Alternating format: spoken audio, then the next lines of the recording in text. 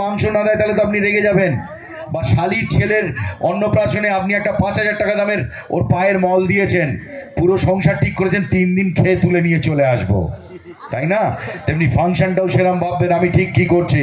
আর function দেখা কি কঠিন, এই যে গা ঘেঁষাঘষি করে বসেছেন সবাই পাশাপাশি, বোঝা যায় মাঝে মাঝে কে কি খেয়েছে দুপুরবেলা ছেড়ে দিলেই উড়ে যেতে হবে, হয় না? আর এখানে এত সুন্দর সিট পাওয়ার পরে যা কিছু পাক চেপে চুপে বসে থাকো, উঠে গেলেই কিন্তু সিট চলে যাবে। সুতরাং ফাংশন শুরু করব। এরপরে অনেকেই আসেনি, বলেছে কি আর দেখবো এই মোটা বিশ্বনাথকে, আর কি দেখার আছে, ওই তো সিনেমায় দেখছি দুবেলা, তারপর এই এক টিভিতে কি ঘরে ঘরে জি বাংলা করে, ওই ওখান দেখে নেবো, আমার ঘুম বন্ধ করে যাওয়ার দরকার নেই, আমার ওষুধ খেতে হয়।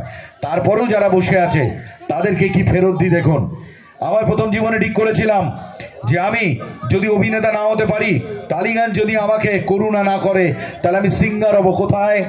স্টেজে গাইবো, হোটেলে গাইবো, বারেতে গাইবো, না হলে আমি ট্রেনেতে গান গাইবো, তাহলে তো আমায় কেউ আটকাতে পারবে না।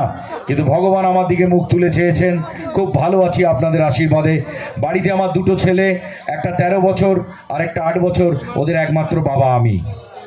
আর একটা 15 বছরের পুরনো মেয়ে এই বউ আছে, ওটারও একমাত্র স্বামী আমি। বাবা সে যা বাবা সে বলবো কোন। তো গান দিয়ে অনুষ্ঠান শুরু করছি। গান খারাপ হলে কেউ ঢিল ঢিল মারবেন না, কালকে কাজ আছে, মুখ টুক ক্ষতি হয়ে গেলে আবার বউ বাড়িতে চিনতে পারবে না, বলবি কে তুই বেরিয়ে যা। গান দিয়ে শুরু করছি, চলো। আসবো আসবো, ওদিকে মেয়েরা রয়েছে তো তাই একটু বেশি যাচ্ছে।